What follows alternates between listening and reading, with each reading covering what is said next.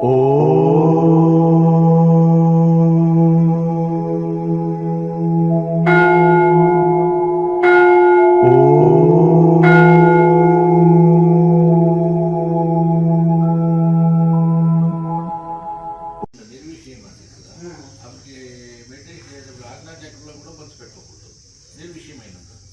దాంట్లో వెళ్తుంది, నువ్వు మనసుని దాటుకుంటావు, మనసుని దాటుకున్న తర్వాత ఇంకా ఆజ్ఞా చక్రం లేదు, మూలాధారం లేదు, అన్ని అతీతం అంతే. ఇంకా అంతే. నువ్వు కాల్చిన తర్వాత భూమి జరిగింది. నిప్పులు ఉన్నాయండి, అట్లా నిప్పులు బొగ్గులు అనేవి, బొగ్గులు ఉంటే కూడా కాదు, బొగ్గు ఉంటుంది. ఏం చేస్తావు బొగ్గుని? ఏం చేయాలి? బొగ్గు తెల్ల కావాలంటే ఏం చేయాలి? ఇంకా కాదు తెలివైన వాళ్ళు, బొగ్గు పూర్తి చేయాలంటే మళ్ళీ కాల్స్తే బూడిద అయిపోతుంది. ఏం లేదు, మళ్ళీ బూడిదని కాలిస్తే అంటుకుంటారా? బొగ్గు ఉన్నప్పుడు కాలిస్తే అంటుకుంటుందండి, కానీ బూడిదని కాలిస్తే ఏముంది ఒకటి బూడిదే అంటారు. అంటే బూడిద అంటే ఇంకా అది కాలం అంటే ఇక పరిపూర్ణం. బూడిద అంటే జీరో, ఇంకేం లేదు, ఇంకా అతీత స్థితిలో వెళ్తున్నాం. అట్లానే కానీ దాన్ని ఏమి లేదని శూన్య స్థితిలో లేకపోతే మత్తు స్థితిలో కానీ చాలా మంది ఏమనుకుంటారంటే ధ్యానం అంటే శూన్యము, ధ్యానం అంటే ఏమి లేదు, దేవుడు అంటే శూన్యము, దేవుడు అంటే ఏమి లేదు. ఇప్పుడు ఇది ఒక ఫ్యాషన్ అయిపోయింది ప్రతి ఒక్కరికి. అంటాం కానీ ఈ శూన్యం అనేది చాలా అనార్థాలు తీస్తుంది. శూన్యం నుంచి ఏమీ రాదు, చైతన్యం నుంచే ఏదైనా, జలం నుంచి ఏమి సృష్టించబడదు. చైతన్యం నుంచే జడ చేతనాలతో సృష్టి ఏర్పడదు. ఒకటి జలము, ఒకటి చేతనం. భగవద్గీత చెప్పేది అదే. మనము పెద్ద పెద్ద శాస్త్రాలు చదవడం ఏం లేదు, ఉట్టి భగవద్గీతని రోజు చదువుతున్నామా సమస్త నాలెడ్జ్ అందులోనే ఉంది. ఉపనిషత్తు సారం ఎలా ఇచ్చాడు అందులో. ఉపనిషత్తు సారం అర్జునానికి ఏం కొత్తగా చెప్పలే అన్నాడు. ఉపనిషత్తు సారం అంతా అందులో సింపుల్ గా అందించాడు. కాబట్టి ఒక గ్రంథం చదువుకుంటేనే ఒక సాధన చెప్పి కావాల్సిన ఎట్లా సాధన చేయాలి, ఆహార నియమాలు ఎట్లా, సృష్టి ఎట్లా ఏర్పడుతుంది, యుగాలు ఎట్లా ఏర్పడుతున్నాయి, ఇక్కడ యోగం ఎట్లా చేస్తారు, జ్ఞానం అంటే ఏంటిది, భక్తి అంటే ఏంటిది, భక్తుడు అంటే ఎవరు అంటారు, జ్ఞాని అని ఎవరు అంటారు, గుణాతీతుడు అని ఎవరు అంటారు, స్థితప్రజ్ఞుడు అంటే ఏంటిది, యోగి అంటే ఎట్లా, యోగ సాధన ఎట్లా చేస్తారు, ప్రాణాయామ టెక్నిక్స్ 4వ అధ్యాయం, సృష్టి ఎట్లా ఏర్పడుతుంది, ఇవన్నీ ప్రతిదీ భగవద్గీతలో చెప్పని పాయింట్ లేదండి. సూక్ష్మంలో మోసం భగవద్గీత నిఘంటు, స్పిరిచువల్ నిఘంటు. నిఘంటు అంటే ప్రతి దాంట్లో నిఘంటులో అన్ని పదాలు ఉంటాయి కదా, ఇంగ్లీషు, తెలుగు నిఘంటు, డిక్షనరీ. ఆ డిక్షనరీలో అన్ని పదాలు ఉన్నట్టుగా భగవద్గీతలో కూడా మనకు కావాల్సింది స్పిరిచువల్ కావాల్సిన నాలెడ్జ్ అంటారు. అంటే ప్రతి ఋషి కూడా భగవద్గీత చదువు ఇంత ఇంపార్టెంట్ ఏం ఇచ్చారంటే కులమతం లేదు అందులో. అది చాలా హై లెవెల్ సబ్జెక్ట్. ఎంత కుల మతాలు ఇది అది ఇది లేదు. ఒక మతానికో వైష్ణవానికో శైవానికో చెప్పబడలేదు. భగవద్గీత గొప్ప మతం ఏంటిదంటే అది సృష్టిలో ప్రతి జీవికి వర్తించేటట్టు విశాల భావంతో ఉండాలి, సంకుచిత భావం కాదు భగవద్గీత. కనుక అది చదువుకుంటుంటే అందుకనే శాస్త్రము సాధన ఈ రెండు అవసరం పడుతుంది. అగ్నికి గాలితోడైతే అగ్ని ఇంకా మండుతుంది, మన సాధనకి శాస్త్రంతో అయితే మన సందేహాలన్నీ తొలగిస్తుంది. కాబట్టి సాధనలో ముందుకు వెళ్ళగలుగుతాం. అట్లా కనుక చాలా మంది ఏమిటంటే మనము ఆత్మశూన్యం అంటారు, ఆత్మ చైతన్యం ఏమి లేదు, అంత శూన్యం అంటారు. భగవంతు శూన్యం కాదు, భగవంతు చైతన్యం. కనుక ఆ విధంగా అదొకటి గుర్తు పెట్టుకుంటే అయిపోయి. మరి నిర్మత్తులకు వెళ్తే శూన్యం అంటే అక్కడ ఏం లేదు. నిర్మలం అంటే శూన్యం, అది శూన్యం అంటే నిర్ల, శూన్యం అంటే అజ్ఞానం. తమతో మా జ్యోతిర్గమయ, సమస్య నుంచి జ్యోతిలోకి తీసుకెళ్ళి భగవంతుడా. సమస్య అంటే చీకటి, చీకటి. సమస్య అంటే నిద్రతో చీకటి, అజ్ఞానం, అజ్ఞానం. మరి అజ్ఞానము చీకటి మాయ. అజ్ఞానము చీకటిలో నుంచి నన్ను జ్యోతిలోకి తీసుకెళ్ళు. జ్యోతి అంటే బయట అది చైతన్యంలోకి తీసుకెళ్ళు. సమస్య నుంచి చేతనంలోకి తీసుకెళ్ళు, జ్యోతిలోకి తీసుకెళ్ళు. సమస్యలో నుంచి మహాసమస్యలోకి తీసుకెళ్ళు పరమాత్మ అంట. చీకటి నుంచి మహా చీకటిలోకి తీసుకెళ్ళి అన్నట్టు అంటున్నా కదా. ఒక కాలు ఇది రెండో కాలు కూడా ఇరు కొట్టు భగవంతుడా అంట. ఒక కథ వైపు రవినాథ్ పోగొట్టు ఒకసారిగా అయిపోతుందా పుట్టాందులు అంటే మహా అందులు అంటారు కదా. ఇంకొకటి కన్ను లేని వారిని అందులు అంటారు. అసలు మూడో కన్ను లేని వారిని మహా అందులు అంటారు. శాస్త్రం చెప్తుంది. కన్ను లేని వారి అందులు అంటే బుద్ధివాడు అంటారు. అంతేనే కదా. జ్ఞాన నేత్రం లేని వారికి మహా అందులు అంటారు. అంటే వివేకం లేదు. ఇప్పుడు ధృతరాష్ట్రుడు మహా అందుడు. ఎట్లా కంటే లేదని కాదు, వాడికి బుద్ధి కూడా లేదు. అటువంటి అందుకని మనసుతో పోల్చాడు. దేహం అనే కురుక్షేత్రంలో మనసు బుద్ధిది కనుక ధృతరాష్ట్రుడి బుద్ధివాడు, బుద్ధి అనేది సమ్య జ్ఞానం ఉన్న సంజయుడు దివ్య దృష్టితోటి భారతం జరిగేదంతా దర్శించి చెప్పాడు కనుక ఆయన దివ్య దృష్టి బుద్ధి. ఆత్మనేమో అంటే జీవుడేమో అర్జునుడు, విశ్వ చైతన్యను కృష్ణ పరమాత్మ. అట్లా ఈ విధంగా మనకి అయితే కండు ఉన్నా కానీ కండు కూడా ఉంటారు ఉంటారు ఉంటారు కండు లేని వాళ్ళు కూడా కొంతమంది జ్ఞానం ఉంటారు, సూర్యదారు లేదా అసలు అట్లా ఆ విధంగా ఈ కళ్ళకు దానికి సంబంధం లేదు. అట్లా ఇప్పుడు ఆయన 8 ఒకరు కలిగి ఉన్నాడు కూడా అష్టావక్రుడు. ఎంత బ్రహ్మజ్ఞాని శిష్యుడికి క్షణకాలంలో సమాధి స్థితి కలిగించాడు. మరి ఆత్మకు వికరంగా ఉందా? శరీరానికి కదా వంకర వచ్చేది, ఆత్మ కాదు కదా. ఒక సభలకు వెళ్ళారు, సభలకు వెళ్ళినప్పుడు ఆయన చూసి తక్కువ అందరు పండితులు, మహాపండితులు, వేద పండితులు నవ్వారు అష్టావకులను చూసి. ఈయన 8 వంకరలు ఉంది, అష్టావకులు అంటే 8 వంకరలు, ఒక వంకర ఉంటేనే నవ్వుతారు, కామెంట్ చేస్తారు. అటువంటి శరీరం 8 వంకరలు ఉంటే ఎట్లుంటుంది? వికలాంగుడు కానీ బ్రహ్మ తేజంతో ఉంటున్నాడు. వెళ్ళిన తర్వాత అందరూ ఉండి నవ్వేవాడినాక ఈ చర్మకారుల సభకు నన్ను ఎదురు పిలిచారు అంటారు. అంతకుముందు చర్మకారులు కాదండి, వీళ్ళు బ్రాహ్మణోత్తములు, వేద పండితులు అంటే చర్మ దృష్టి కలిగి ఉంది వీళ్ళకి. నా చర్మాన్ని చూసి నన్ను అంచనా వేస్తున్నారు. చూసారా? మిరియం కింద కూడా మీద నల్లగా నుండి కొరికి చూడడం వల్ల చురుకు మనం మిరియం కిందనే కానీ నెగ్లెక్ట్ చేసి పుట్టిన కొరికేస్తాను నాలుగు కింద పెట్టుకుని ఒకసారి కొరికేమనుకో నాలుగు చురుకు అంటారు. అవునా కదా? ఒక అవధిస్తుడు అక్కడ ఉన్నవాడు పిచ్చోడు అని ఒక మాట అంటేవనుకో ఆయన నోటి నుంచి వచ్చిన ఒక వేదాంత వాక్యం చూసే వరకే మనకు వాత పెడుతుంది. అర్థం కదా? అందుకని సాధు సజ్జనుల స్థితి ఇలా ఉంటున్నాయా అని ఏమని చేయగలుగుతారు. చూస్తే పిచ్చోళ్ళు రాకుంటారు కానీ వాళ్ళు మహావేదాంతులు. ఒకసారి నేను సమాజం ఒక శ్మశానంలోకి వెళ్ళినాను. కేవలం స్టాఫ్ అన్నాను, స్వామిజీ నాకు వాళ్ళ పిచ్చివాళ్ళు రాయితోటి కొట్టి అని నా అనుభవించిన పిచ్చివాళ్ళు కదా ఈ శ్మశానంలో అసలు వయసు అసలైన అవధూతలు ఉంటారు అంటారు. ఏమో స్వామి విమాన పొజిషన్లో కూర్చున్నాడు, విమానం నాకు ఒక కాలు నడుచుకొని ఒక కాలు దాచుకొని అరవింత పెట్టుకొని కూర్చున్నాడు. నాకు డబ్బులు చూసి స్వామి నేను రానా శ్మశానంలో అంటే ఏం లేదా బాబు జీవులో దిగుతుందా అంటే చూసిన తర్వాత ఆయన నేను మాట్లాడిన తర్వాత నేను ఎవరితో మాట్లాడాను సాధువు కాబట్టి నేను మాట్లాడుతున్నాను అని మంచిగా మాట్లాడిన తర్వాత ఇంకా చంచిపోతున్నాడు. చర్చలో విద్యార్థి చూసిన నాది ఇది ఒక సర్వైవ్ అది ఇచ్చేస్తున్నాడు. ఆయన కర్ణాటకనంట శ్రీశైలం చిన్నప్పుడే వచ్చారంట, అక్కడే ఉండిపోయారంట. ఇంకా శ్మశానంలోనే కూర్చున్నాడు. మొత్తం ఇంకా తపస్సు చేస్తున్నాడు. నన్ను అందరూ పిచ్చోళ్ళు అనుకున్నాడు, నువ్వు ఒక్కడివే నన్ను గుర్తించినావు, జ్ఞానం తెలుసుకోవాలంటే జ్ఞానే కావాలి, నువ్వు నన్ను ఒక్కడిని గుర్తించినావు స్వామి అని అంటున్నాడు. అట్లా ఆ విధంగా ఏం స్వామి నాకు పిచ్చోడు అనుకున్నాను, ఇంత జ్ఞానం లేదు స్వామి అంటే అట్లే ఉంటుంది, సాధు ప్రజలు శిక్షిస్తూ ఉంటుంది, అందరు కనుక్కోలేరు వాళ్ళు అని అట్లా కనుక అది అందుకని ఈ చర్మకారుల సభను నన్ను ఎందుకు పిలిచారంటే వీళ్ళు బ్రాహ్మణ పండితులు వేదాంతులు. అంటే మరి నా చర్మాన్ని చూసి నా శరీరం వంకాయలే చూశారు కానీ ఆత్మకి మనం వంకర ఉందా అన్నాడు. మరి లోన ఉండే ఆత్మని ఎందుకు చూడలేకపోయారు? వీళ్ళు బుద్ధివాడా కాదా? ఇప్పుడు బ్రహ్మజ్ఞాని ఏం చేస్తాడు? ఒక బ్రాహ్మణుని, వేద పండితుని, జ్ఞానిని, అజ్ఞానిని, అలాగే జేనుని, గుర్రాన్ని, కుక్కని, కుక్క మాంసం తినే చండాలుడిని అందరినీ సమదృష్టి కలిగి చూస్తారు అంటారు. ఇది దేన్ని చూస్తారు వాళ్ళు?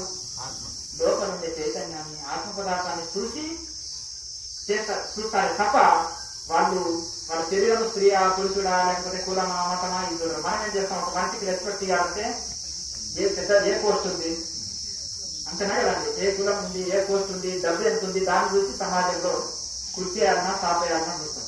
అవునా? లేకపోతే ఇట్లా ఇవన్నీ చూస్తారు. కానీ బ్రహ్మజ్ఞానులకు ఆ దృష్టి ఉండదు. దృష్టి జ్ఞానమయం కృత్వ పశ్చేది బ్రహ్మమయం జగత్. ఈ దృష్టి జ్ఞానమయం అయితే ఈ సృష్టి అంతా బ్రహ్మమయంగా గోచరిస్తుంది. కనుక ఆయన అన్నప్పుడు అందరూ ఇంకా ముక్కు మీద వేలేస్తున్నారంట. కనుక ఆ విధంగా చర్మాన్ని చూసి అంచనా వేయకూడదు అని ఆ విధంగా కనుక మహానుభావుడు మరి అలా ఉంటది. కనుక ఈ విధంగా మనకు ఆత్మ దృష్టిని అలవాటు చేసుకుంటే భేద బుద్ధి పోతుంది. భేద బుద్ధి అజ్ఞానము, అభేద దృష్టి జ్ఞానం. భేద దృష్టి అజ్ఞానము, అభేద దృష్టి జ్ఞానం. శాస్త్రం చెప్తుంది. ఎప్పుడు అభేద దృష్టి భేదం లేని దృష్టి వచ్చింది అనుకో, అభేద దృష్టి వస్తే నీకు బ్రహ్మజ్ఞానం కలిగినట్టే. భేద దృష్టి ఉందంటే ఇంకా అజ్ఞానంలో ఉన్నట్టే. అట్లని ఈ పామును ఆత్మని ఆయన జోకులు వేసుకొని పోతాం అనుకోండి, అది కొత్త కొత్త తక్కువ ఆశిస్తుంది. అంటే వివేకం కలిగి ఉండాలి, సమోగ్రామం ఇది ఉండదు అంటుందా. అట్లా కాకుండా అందుకనే తమతో ఇంతవరకు ఉదయమే చెప్పినాను, ముదితము మైత్రి కరుణ ముదిత ఉపేక్షాను. సమాన గుణాలు ఉన్న వాళ్ళ స్నేహం చేయాలి. అజ్ఞానంలో కొద్దిగా స్నేహం చేసేది, బుద్ధులు రాయేస్తే ముఖం మీద పడేస్తుంది. అలాగే తనతో సమాన గుణుల జ్ఞానులతోటే జ్ఞానులు సాంగత్యం చేయాలి, కనుక మైత్రి చేయాలి. ముదితము గొప్ప వాళ్ళ చరిత్ర చూసి ఆనందపడాలి, ఒడవలేని పని ఉండదు. దుఃఖంలో ఉన్న వాళ్ళ ఎందుకు దయ కలిగి ఉండాలి, కఠినత్వం పనికిరాదు. అలాగే దుష్టుల ఎందుకు ఉదాసీనత కలిగి ఉండాలి, పట్టించుకోకు. ద్వేషం లేదు, రాగం లేదు, ద్వేషం లేదు, ఏది లేదు. ఉదాసీనంగా చూసి చూడనట్టు పట్టించుకున్నట్టు ఉంటాం. ఉదాసీనత ఉండాలి, అప్పుడు సమాజంలో ఉండగలుగుతాము. ఉన్నా మనకి సమస్య ఉండదు. అర్థంగా అలాగే గాడితే వెనక్కి వెళ్ళి కాలదగ్గరికి జాడిచి తంతది, అవునా? అంతేనా? అందుకనే గోవుని ఇలా దిగుతే ఆనందం ఉంటుంది. గాడిలో ఇది ఏం చేస్తుంది? అలా తనిసుకోవాలంటే గాడి తనుకోవాలి. గరేకు నిన్నతో దొబాటు, సాధుకు నిన్నతో దొబాటు. 2 కార్డులు దొరికినాక విషయమా ఎన్ని రోజులకు వచ్చిన మళ్ళీ అని ఎంటికేకి మళ్ళీ 2 తన్నుకుంటాయంట. అంటే 2 మురుకులు కలిసినప్పుడు ఒకరినొకరు విపరీతంగా తెచ్చుకుంటారు. 2 జ్ఞానులు కలిసినప్పుడు ఒకరికొకరు ఇంత జ్ఞానాన్ని పంచుకొని మంచి మాటలు చెప్పుకొని ఆనందపడతారు. చాలా ఆత్మీయత. చాలా ఒక 2 సాధువులు వచ్చినప్పుడు చూడండి నార్త్ ఇండియాలో వాళ్ళ ఆప్యాయత, వాళ్ళ జ్ఞానం ఒకరికొకరు చెప్పుకొని ఎంత ఆనందపడతారు వాళ్ళు. అంతేనా? 2 జాతులు కనుక్కుంటే వాళ్ళ మర్యాద ఏంటంటే 2 కనుక్కుంటా ఎన్నికకి మంది, వాటి మర్యాద అదే. 2 సాధు సత్పురుషులు జ్ఞానులు కలిస్తే 2 మాట్లాడుకుంటారు ఆనందంగా. కనుక ఎందుకు మరి గాడిదలతో స్నేహం చేసి, ఎందుకు గాడిద గుర్రానికి ఏంటి? గుర్రానికి ఎందుకు ఇంత నిలబడి గుర్రం కింద పడిపోదు, నిలబడే ఇంత మంచిగా నీట్నెస్ మెయింటైన్ చేస్తుంది. గాడి ఏం చేస్తుంది అంటే నువ్వు గంధంలో పడేసినా తీసుకొచ్చి బూజులో కొట్టాడు, గడ్డి లేని కొట్టావు తిరుగుతారు. అటువంటి స్నానం చేయించుకుంటే చేయదు, పనిచేస్తుంది. ఆహారం దొరికే దగ్గర ఉండదు, నీట్నెస్ మెయింటైన్ చేయదు. అందుకనే గాడిని మీద ఎవరు కూర్చోడానికి ఏంటి కాదు, గుర్రం చాలా నీట్నెస్ మెయింటైన్. ఎందుకంటే కింద పడుకుంటే మట్టి అది అంటుంది కదా, కింద పడిపోదు, చక్కగా నిలబడి నిద్రపోతుంది, నిలబడే తింటది.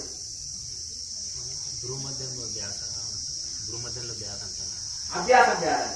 ఎందుకంటే మనం ఒక ఆయన గన్ తోటి షూట్ చేస్తున్నాడు, ప్లస్ మార్క్ ఉంటుంది ఈజీ కదా. ఈ మధ్యలో కొత్తగా వచ్చింది, ఆ ప్లస్ మార్క్ ని కరెక్ట్ సేవ్ చేస్తారు. టార్గెట్ అంతగా టార్గెట్ ఆ టార్గెట్ దేని మీద కరెక్ట్ సేవ్ చేసి పెట్టినాం ఒక మార్కు ఇదైతే కదా. అట్లా మనం టార్గెట్ ని పెట్టినట్టు దృష్టిని కూడా ఆ విధంగా మనం మన టార్గెట్ కూటస్థమే అయి ఉండాలి. అటువంటి అర్జునుడికి బాగా వచ్చినప్పుడు ఏం కనిపించిందంటే చెట్టు మీద పక్షి యొక్క కనుగుడ్డే కనిపించింది. అబ్బా చెట్టు కొమ్మలు ఆకులు ఏం కనిపించలేదు. ఒక ఆయన చెట్టు కనిపించింది, ఒక ఆయన కొమ్మలు కనిపించింది, ఒక ఆయన పక్షి కనిపించింది, ఆయన కనుగుడ్డే కనిపించింది. అట్లా కదా. అట్లా ఏ కాకుండా మన కాన్సన్ట్రేషన్ కూడా కూటస్థం తప్ప ఏం కనిపించదు. అట్లా అభ్యాసం చేయగా అది సాధ్యమవుతుంది. మరి వివేకానంద స్వామి ఎంత ధ్యానం చేస్తే 5 నిమిషాల 1000 పేజీల పుస్తకాన్ని చెప్పగలుగుతారు. ప్రతి చాప్టర్ లో ప్రతి పేజీలో ఉండే జ్ఞాపకంతో చెప్పగలిగారు. మరి ఎంత ధ్యానం చేసిందో ఆయన శరీరాన్ని అంత ప్రపంచాన్ని మర్చిపోతారు ధ్యాన స్థితిలో. ఒకసారి మరి విశ్వ మహాసభలో అయ్యే మాట్లాడదు. అయితే విశ్వ మహాసభలో క్రిస్టియన్ మతం గొప్పది, సనాతన ధర్మమే గొప్పదని నిరూపించాడు ఆధారాలతో సహా. నిరూపించినప్పుడు వాళ్ళకి ఏమైంది, మనకు లోకంలో కూడా కుళ్ళుకొని పోతున్నారు. అందరూ మతశాంతస్తులు ఉంటారు కదా, ప్రతి ఒక్కరు మిగతా ఒప్పుకుంటున్నారు కానీ ఆ ఉంటారు కదా మాస్టర్స్తులు. ఇంకా ఆయనని జ్యూస్ చాలా ఆకర్షితులవుతున్నారు, క్రిస్టియన్స్ అంతా ఆకర్షితులై చాలా బ్రహ్మాండం పడుతున్నారు. అప్పుడు కొంతమంది యూత్ ఏం చేశారంటే కొంచెం కాల్ చేస్తే అయిపోతుంది కదా అని ఒకసారి ఆయన ఒక చెట్టు కింద కూర్చున్నప్పుడు, స్వామిజీ నువ్వు ధ్యానం బాగా చేస్తా ఉంటావు, దీంట్లో బాగా నేర్పుతా ఉంటావు, మాకు ధ్యానం నేర్పండి అంటే ఆయన ధ్యానం చెప్తూ ధ్యాన స్థితిలో వెళ్ళిపోయాడు. అర్థంగా ధ్యాన స్థితిలో వెళ్ళిపోయాడు, సమాధి స్థితి కలిగింది, మాట ఆగిపోయింది. ఇక ఇదే సమయం అని వాళ్ళ దగ్గర రకరకాల పిస్టల్స్ ఉన్నాయి, ఎక్కడ కాల్చినా కానీ 1 ఇంచు పక్కనగానే వెళ్ళిపోతున్నాయి. ఆయనకి ఏమి కాదు, మొత్తం ఖాళీ అయిపోయినాయి. అమ్మాయి ఇది ఏదో ఒక పవర్ ఉంది, ఒక ఆరా ఈయనని రక్షిస్తుంది అని చూసి శరీరాన్ని పొంది మెడిటేషన్ అంటే ఇట్లా చేయాలి కదా. శరీరాన్ని కూడా మర్చిపోయి కొంగ చెప్పం కాకుండా కొంగ ఏం చేస్తుంది, 1 గంట మీద కూర్చుంటుంది, 1 గంట సేపు 2 గంటల సేపు. చేప అనేది తక్కువ పడుచుకుంటుంది. కొంగ జపం అంటారు కదా, అంతేనా కదా. కొంగ జపం కాకుండా జపం ఒంటి కాళ్ళ మీదే కూర్చుంటుంది, నీళ్ళలో ఒంటి కాళ్ళ మీద జపం చేస్తుంటది కొంగ. దేనికోసం? సగం కళ్ళు చూసి సగం తెలుస్తుంది కొంగ, తెలుసా? సగం కళ్ళు తెరిచి సగం మూసి ఇక ఇలా చూస్తూ ఒంటి కాళ్ళ మీద జపం చేస్తుంది. దేనికి? చేపలతో. అది కూడా మురికి గుంటల్లో ఉంటుంది కొంగ, చేపలు ఉండే గుంటల్లో చిన్న చిన్న దాంట్లో ఉండి ఒంటి కాళ్ళ మీద జపం చేస్తుంది చేపల కోసం. అటువంటి అది కాదు, కనుక కాంత కోసం కాదు మనం తీసి చెప్పాలి. అటువంటి కదా. అదే హంసలు ఏముంటాయి? మానస సరోవరంలో తామర కులంలో విహారం చేస్తాయి, మురికి గుంటల్లో ఉండవు. హంస 6 నెలలే బతుకుతుంది, తెలుసా మీకు ఆ విషయం? రాజహంసలు డైమాండ్స్ తింటాయి. రాజహంస ఏం తింటది? డైమాండ్స్.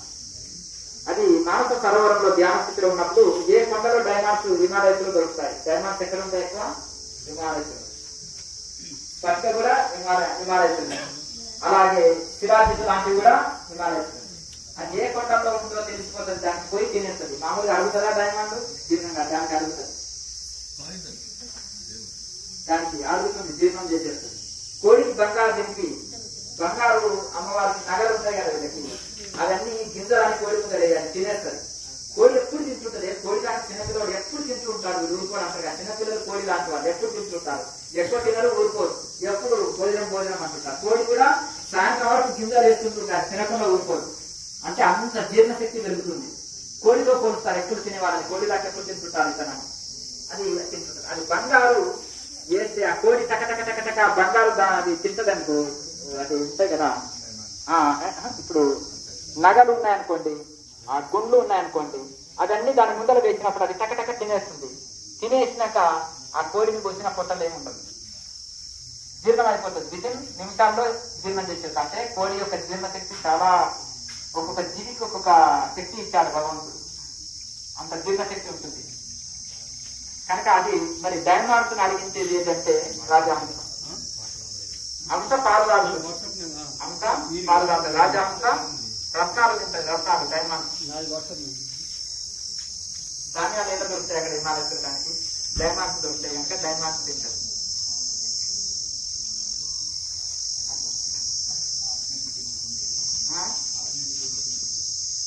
దాని ఆయుష్ ప్రమాణం అంతే. ఇప్పుడు అన్నింటికి ఏం చేశాడంటే, అన్ని జంతువులకు 40 సంవత్సరాలే ఆయుష్ ఇచ్చాడంట భగవంతుడు, 20 సంవత్సరాలు. మానవుడు ఏమిటి? స్వామి నాకు ఎక్కువ ఆయుష్ కావాలి స్వామి అన్నాడంట.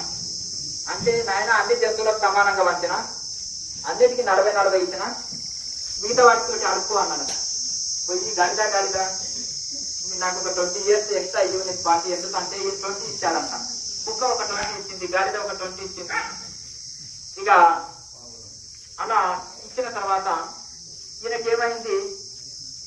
అది నాకు 20 అయింది, ఈయనకు ఆల్రెడీ 40, ఒక 20 40 80 అయింది కదా. అయిన తర్వాత ఇక ఈయన 80 సంవత్సరాల వరకు వచ్చింది నాకు ఆయుష్ ప్రమాణం.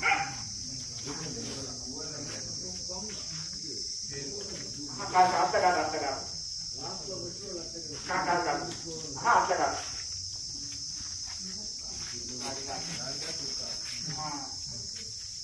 అయితే ఇక్కడ వచ్చిన తర్వాత ఏం చేసేస్తారంటే, మంచి 40 years వరకు పర్వాలేదు, మంచిగానే ఉన్నారు. ఇంకా 40 years తర్వాత బాధ్యతలు 40 years ఎక్కువ ఉంటాయి కదా, అప్పుడు గాడిదలాగా సంసారం వేయాలన్నమాట. మొయ్యాలన్నా కదా 60 దాకా. ఇక తర్వాత 60 దాటిన తర్వాత పిల్లలకు సంసారం వాళ్ళ చేతులకు వెళ్ళిపోయిన తర్వాత కుక్కరాక మురగకు ఊకి అంటారు.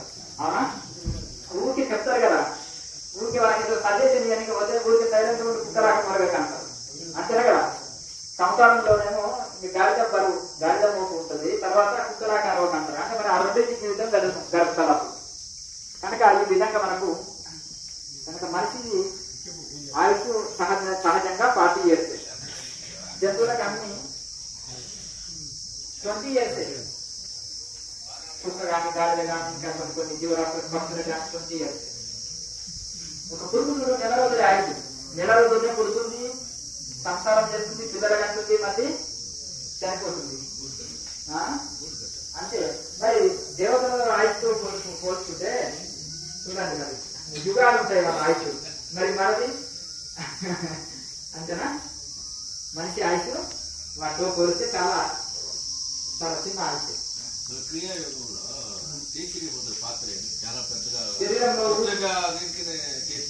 శరీరంలో ఊష్ణము రానివ్వదు, అమృతం వస్తుంది, ఆకలిప్పుడు కంట్రోల్ వస్తుంది. అలాగే సూక్ష్మ నాడిలోకి శ్వాస ప్రవేశించగలుగుతుంది. దీర్ఘ విశ్వాస నిశ్వాసాలు నడపగలుగుతాడు, శ్వాస మీద కంట్రోల్ లభిస్తుంది. అలాగే శరీరంలో ప్రాణాయామం చేస్తుంటే విపరీతమైన వేడి వస్తుంది శరీరంలో, ఆ వేడి రానివ్వదు. మనసు అంతర్ముఖమవుతుంది, శ్వాస కంట్రోల్ వస్తుంది. ఆకలిప్పుడు మెయిన్ కంట్రోల్ అవుతాయి. ఒక 3 రోజులు ఆహారం తీసుకున్నా లోపలికి రాదు, నీరు తీసుకోకుండా ఏమి దాహం కూడా లేదు, ఆకలిప్పుడు కంట్రోల్ వస్తాయి నేను అట్లా. మరి ఋషులు హిమాలయంలో అడవుల్లో ఉంటారు, మరి వాళ్ళ ఆకలిప్పుడు ఇవన్నీ కంట్రోల్ వస్తాయి. చైతన్యం ఉండి సాధనలో ఉంటారు కాబట్టి, సమాధిలో ఉంటారు కాబట్టి ఎన్ని రోజులైనా ఉండగలుగుతారు.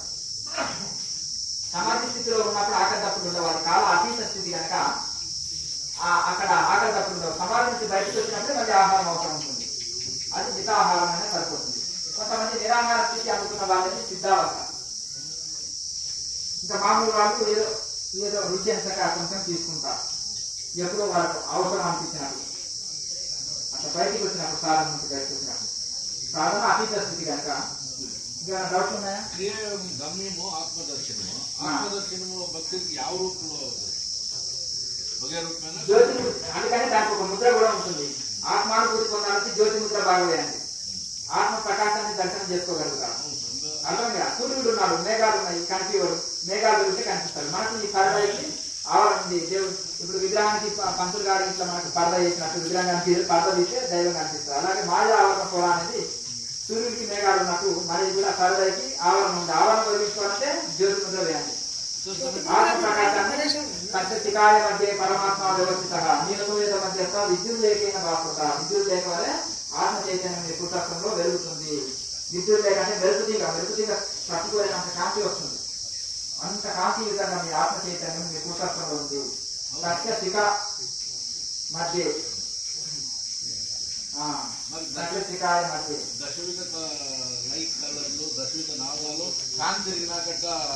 అన్ని వస్తాయి. మీరు ఇప్పుడే క్రియాయోగంలోకి వచ్చిండ్రు, ఎన్నెన్నో రకాల మీ సామాన్యులు కాదు, ఎన్నెన్నో సాధనలు చేసి అంత ప్రపంచం అంతా ఒక రౌండ్కి వచ్చేసిండ్రు. అర్థం కదా, మొత్తం తిరిగి తిరిగి తిరిగి తిరిగి వడగట్టేసి ఇంకా నయ్యం కట్టబట్టుకోకుండా వచ్చింది అంతేనా కదా. నువ్వు బ్రహ్మచారి పెళ్లి చేసుకోలేదు, నీ స్థితి వరకు నీ వేరే ఏముంటాలి. పెద్ద ఒక పీఠానికి కర్ణాటకలో ఊరికి ఒక మఠం ఉంటుంది, దానికి ఒక 20 ఎకరాలు 10 ఎకరాలు పొలం ఉంటుంది తెలుసా. కర్ణాటక ఏంటంటే ప్రతి ఒక 8 రొట్టెలు 4 సంతులు నింపుతారు. ఎవరు అయినా ఇక సాధువులు వెళ్ళారనుకో ముత్తయ్యను, లేకపోతే ఏమంటారు ముత్తయ్య అంటారు, లేదంటే అప్ప అంటారు, తాత అంటారు, ఏదో ఇక స్వామి అంటారు. ఇచ్చి వాళ్ళు రొట్టెలు పప్పు వేసిస్తారు. అంటే ఇంట్లో చేసుకున్న రొట్టెలు ఏం చేస్తారంటే 4 రొట్టెలు తీసుకొని ఆశ్రమం కాడ పెడతారు. ఇన్ని జనాలు సంచి నింపుకొని పోయి వేస్తారు. ఆ 2 రొట్టెల్లో ఇంత పప్పు పచ్చడి వేసి ఇక ఇస్తూనే ఉంటారు. ప్రతి ఊర్లో ఇక తలపాక కట్టుకొని ఒక పీఠాధిపతి ఉంటాడు, చేసిన కర్ర పట్టుకుంటారు, భజన చేస్తుంటారు. ఇక రకరకాల ప్రతి ఊర్లో పల్లెటూరులో ఒక మఠం ఉంటుంది. అటువంటి కదా నీ ఒకరిలో మఠం కట్టుకున్నట్టున్నావు ఉందా ఉందా మరి అదే ఒక మఠం ఉంటుంది. మరి ఈ స్థితిలో నువ్వు ఉన్నప్పుడు మరి ఈ లోపల నువ్వు మొత్తము ఇది తిరగాలి, ఇది కావాలి. రకరకాలుగా మనం అనుసరించాము. అందుకనే ఇట్లా తిన్నట్టుగా శృతి మార్గం చెప్పేటోళ్ళు లేదు, నట పెట్టేటోళ్ళే ఉన్నారు అంతా. అందుకనే కరెక్ట్గా గురువులు ఏంటే గుర్తెట్టు అర్జునికైనా వాడి అబ్బకైనా తాను చేయలేక కార్యక్రమం వస్తుందా విష్ణురాజరాము అర్జుడు అంటే ఎవరు? బ్రహ్మ. వాళ్ళ అబ్బా అంటే ఎవరు? విష్ణుమూర్తి. చూసారా, అంటే బ్రహ్మ విష్ణులకైనా గురువులు ఏంటి సాధ్యపడదు అంటున్నారు. అర్థం కదా. ఈయన జనక చక్రవర్తి ఎవరిని యజ్ఞవర్తులు పిలిచారు, నా ప్రశ్నలకు జవాబు చెప్పండి కానీ 1000 గోవులు కొట్టుకొని పో, బంగారు పథకాలతో కూడిన గోవులు, ఎవరు బ్రహ్మజ్ఞానులు అది కొట్టుకొని పోండి అంటే ఆయన కొట్టుకొని, నాయన మన ఆశ్రమానికి గోవులే సంపద కదా ఆ కాలంలో ఆశ్రమాలు, ఈ గోవులు తోలుకొని వెళ్ళండి అంటే, స్వామీజీ ఆగండి, ఇంతమంది సభలో నేనే బ్రహ్మజ్ఞాని అని ఎట్లా చెప్తున్నారు? ఆ తాత ఏం చెప్పాడు, మన అది జనక చక్రవర్తి అన్నారు, ఇందులో మీరు ఎవరు బ్రహ్మజ్ఞానంలో వాళ్ళు నిశ్చింతగా తోలుకొని వెళ్ళండి అన్నారు. ఇంకా అప్పుడే తోలుకొని వెళ్ళండి అంటావా? మాకు జవాబు చెప్పకుండా ఇంతమంది పండితులు, మహాపండితులు, వేద పండితులు, మహాయమహిన్యులు ఉన్నారు, మరి వీళ్ళ మీద వాదన చేసి మీరు వీళ్ళని గెలిచిన తర్వాత కదా నువ్వు తోలుకొని వెళ్ళేది, ఊరికి తోలుకొని వెళ్ళండి అంటే ఎట్లా? దానికి 1000 గోవులు బంగారు పథకాలతో ఉంటున్నాయి, ఇంకెవరికైనా ఉంటుంది కదా.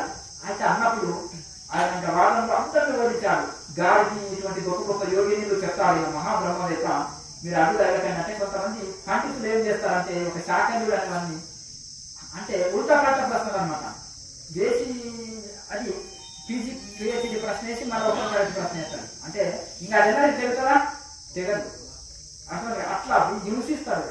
హింసించినప్పుడు శాఖగా నేను బ్రహ్మజ్ఞానిని కాకపోతే నా తల 1000 ముక్కలు కావాలి, నీ ఒకవేళ బ్రహ్మజ్ఞాని కాకపోతే నీ తల 1000 ముక్కలు కావాలి అని వరకే వాడు 1000 ముక్కలు వాడు తల అయిపోయింది చూసారా. అందుకనే అసలు బ్రహ్మజ్ఞానులకు అడ్డు చెప్పుకోవడానికి ఋషులంతా చెట్టుకు భయపడేది అంటే పూర్వకాలంలో అసలు కదా. వాళ్ళకి ఎవరు శాపనార్థాలు పెట్టరు అసలు కదా. అది ఒకటి అంటారు కదా, దాన్ని అంటారు కానీ అడుగుటే కానీ అజాత శత్రువు అడిగిన రోజు అంటారు కదా. ఓ దుర్యోధన కర్ణుడు కృపాచార్యులు వీళ్ళందరూ నుంచి విరోధిస్తున్నావు, జస్ట్ ధర్మరాజు అడిగితే చాలు నీ కురు వంశం కూలిపోతుంది అంటారు. అంతేనా?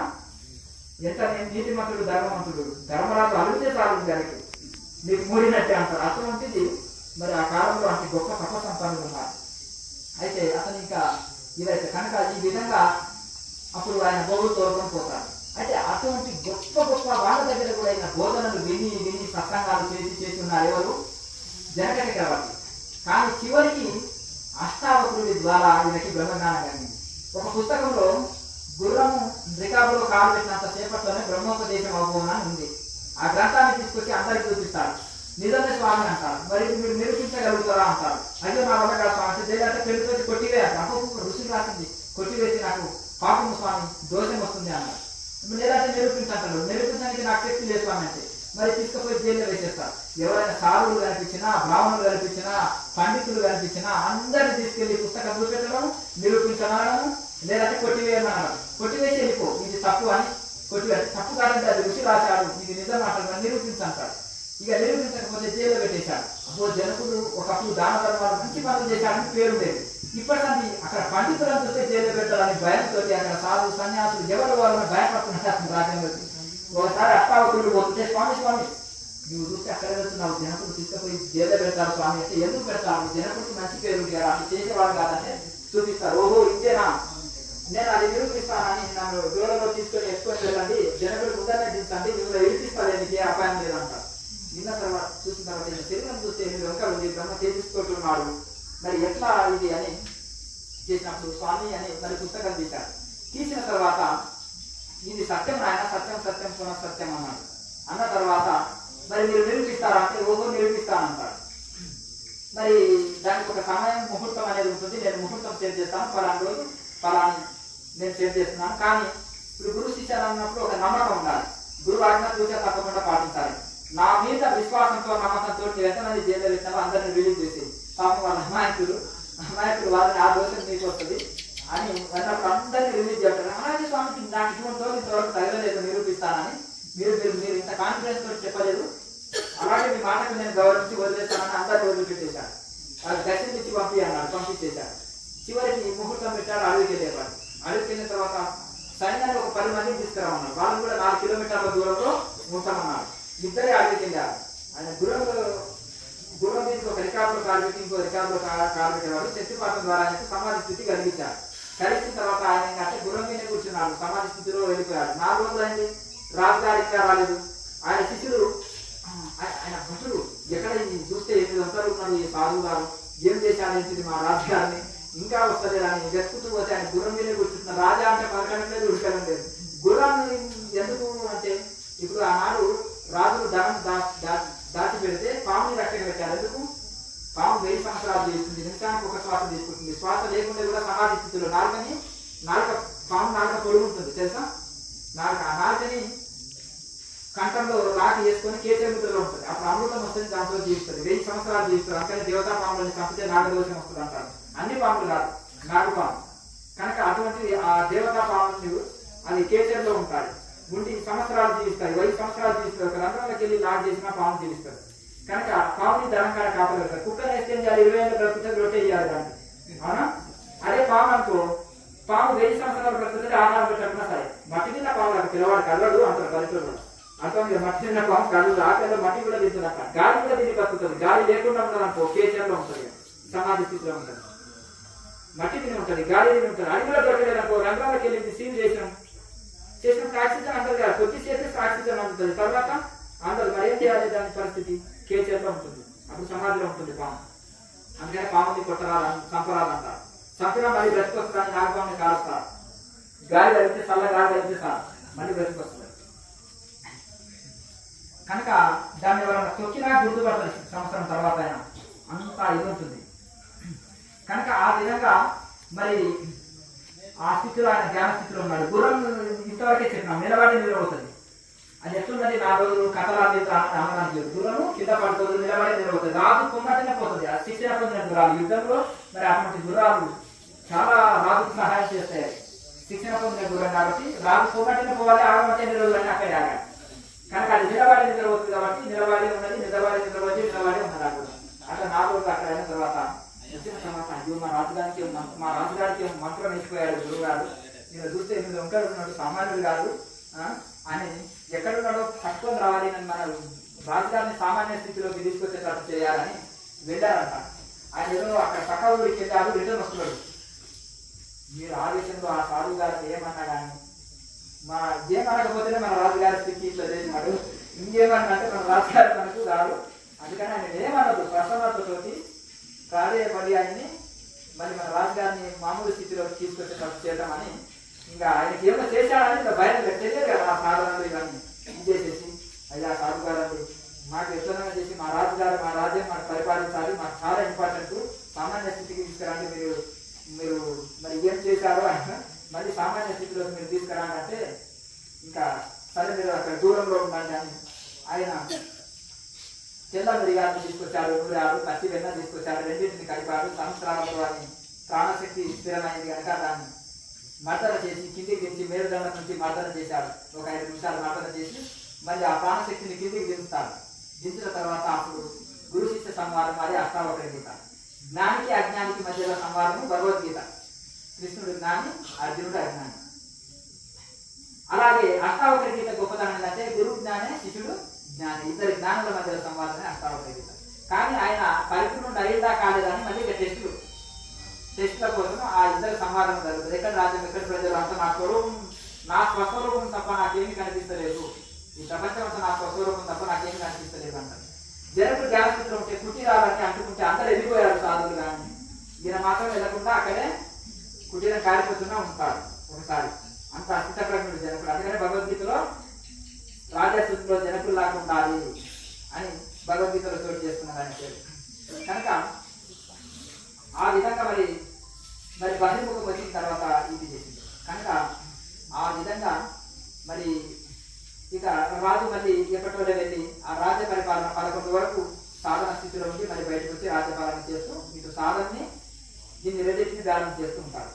అయితే ఒకటి ఏంటంటే ఇప్పుడు కనుక ఇప్పుడు బుద్ధుడు ఇంత సాధన చేశాడు కానీ ఏం లేదు, అసలు శూన్యం అన్నాడు. అక్కడ పేరైంది కదా నిరీశ్వరవాదులు అంటారు. అంటే నాస్తిక గ్రంథాలు, ఆయన రాసిన గ్రంథాలు ఎంత చేరింది నాస్తిక గ్రంథాల్లో చేరుతుంది. నాస్తిక దర్శనాలు 6 ఉంటాయి, ఆస్తిక దర్శనాలు 6 ఉంటాయి, శేర్ దర్శనాలు. మరి నాస్తిక దర్శనాల్లో చేరుతుంది. ఎందుకంటే ఈయన ఋషులనే కాపీ వచ్చాడు, సామాన్యుడే కాదు కానీ ఏ ఋషి పేరు వాడుతాడు. ఋషుల దగ్గర శిక్షణ తీసుకున్నాడు, నేను కొత్తది అనుకుందామని పోయాడు. అందుకని యుక్తాహార విహారాన్ని కాపీ పెట్టాడు, మధ్యవాదం అనేది భగవద్గీతనే కాపీ పెట్టాడు. అలాగే ఇంకా కొన్నిటిని చాలా అడుగు చేశాడు. కానీ ఆయనకు ఏం చేశాడంటే ఎన్ని రోజులు ఆయన సాధన చేసిన ఆ స్థితికి అందుకోకపోతే కొద్దిగా మొండి పట్టుదలతోటి దేహం త్యాగేయో కార్యం సాధేయో అని కూర్చున్నాడు. దేహాన్ని ఇక్కడ త్యజిస్తాను, ఏదో ఒకటి సాధిస్తానని కూర్చున్నాడు. కూర్చున్నప్పుడు ఆయన అంత సాధన చేసి అంత శూన్యమే అన్నాడు, దేవుడు లేదన్నాడు. అందుకని అక్కడ ఫెయిల్ అయింది ఆ మతం. ప్రతి మతము దేవుడు ఉన్నాడని ఒప్పుకుంటుంది. అందుకని గురువు లేదే గురు చెట్లు తెలుసును అతనికైనా వాడిని అయిపోతాయి. అర్థం కదా. అదే ఒక గురువు ఉంటే ఇట్లా కాదు కానీ ఇంకా కొంచెం ప్రాసెస్ చూపించి గాలిలో పడబడుతుంది సాధన. ఇప్పుడు ఎంతో మంది గురువులతోటి బోధనలని ఎంతెంతో శ్రమించిన జనకుడికి అష్టావక్రుడితోటి ఇది అయిపోయింది, సెట్ అయిపోయింది. అర్థం కదా. అర్జునుడికి సెట్ చేసి ఎలా కృష్ణుడు వాదించాడు, ఠాట్ నువ్వు చెప్పేది ఇది కాదు అది కాదు దూద్దామన్నాడు. అవునా? మొదటి అధ్యాయం సైలెంట్ ఉన్నాడు కృష్ణ పరమాత్మ. మొదటి అధ్యాయం మొత్తం ఈయనగా బోధన.